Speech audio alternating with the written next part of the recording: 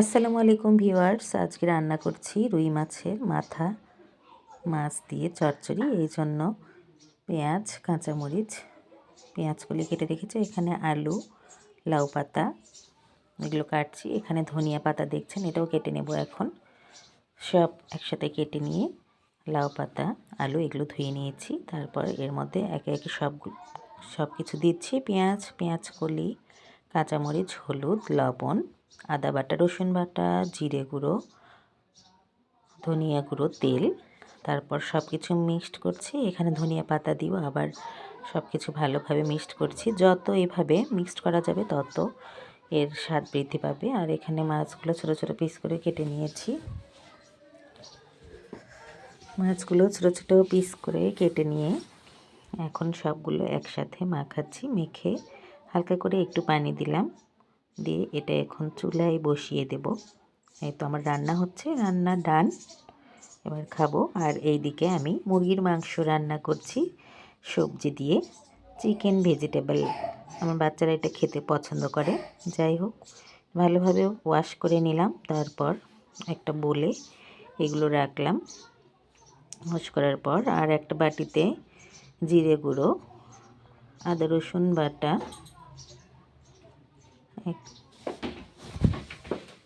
Chicken, লবণ, হলুদ গুঁড়ো, মরিচ গুঁড়ো আর তার সাথে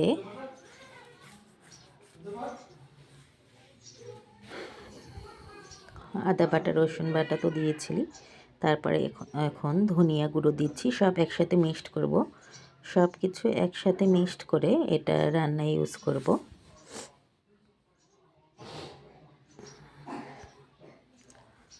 তারপরে একটা প্যান নিলাম, এখানে তেল দেব। তারপর পেঁয়াজ, শুকনো মরিচ, তেজপাতা, ছোটো এলাচ, দারচিনি এগুলো দেখতে পাচ্ছেন, এগুলো মাংসে ইউজ করব। আগে মাংসটা একটু কষিয়ে নেব। এগুলো সব কিছু মাংসতে দেব। এখানে মাংস ছোট ছোট পিস করে কেটে নিয়েছি। আর পরে তেল দিয়ে এখন শুকনো মরিচ দিচ্ছি, তেজপাতা, তারপরে হচ্ছে পেঁয়াজ দিয়ে এই পেঁয়াজটা একটু ভাজা ভাজা হয়ে আসলে তারপরে অন্যান্য কিছু অ্যাড করব।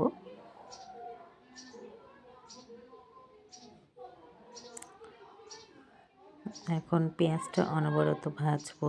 ভেজে তারপর এর মধ্যে আমি অন্যান্য কিছু অ্যাড করব। এখানে আস্ত জিরাও দিয়েছি, হয়তো দেখতে পাচ্ছেন কড়াইয়ে।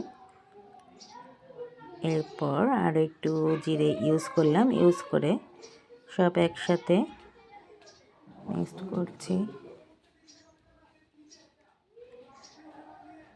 একসাথে মিক্সড করে এর মধ্যে মাংসের টুকরোগুলো দিয়ে দেব।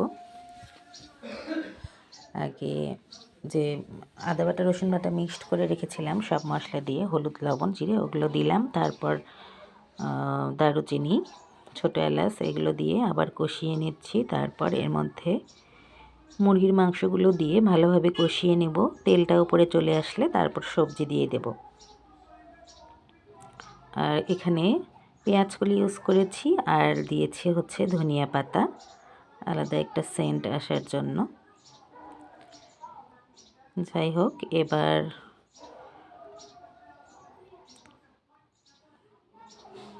মুরগির মাংসগুলো দিয়ে দিলাম, আবারও একটু নাড়ছি। তারপর এখানে সবজিগুলো অ্যাড করব একটু কষিয়ে নিয়ে।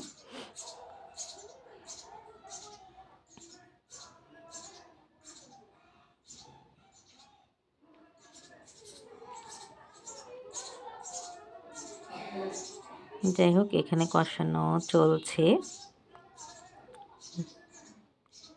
আমার ভিডিও এডিট করছি আর এখানে পাখির বাচ্চা আমার রান্নাঘরের ভিতর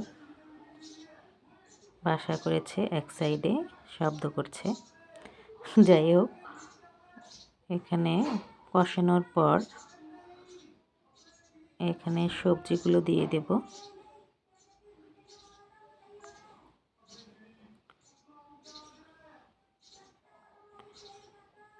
এই তো দেখতে পাচ্ছেন সবজিগুলো দিয়ে দিলাম, তারপর সবজিগুলো ভালোভাবে নাড়তে থাকবো।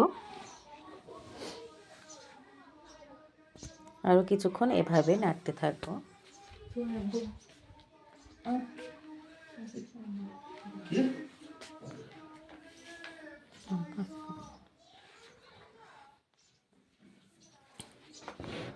তারপর এর মধ্যে কাঁচামরিচ দিয়ে দিলাম। কাঁচামরিচ দিয়ে এদিকে আমি রাইস কুকারে ভাত বসিয়েছিলাম, সেটা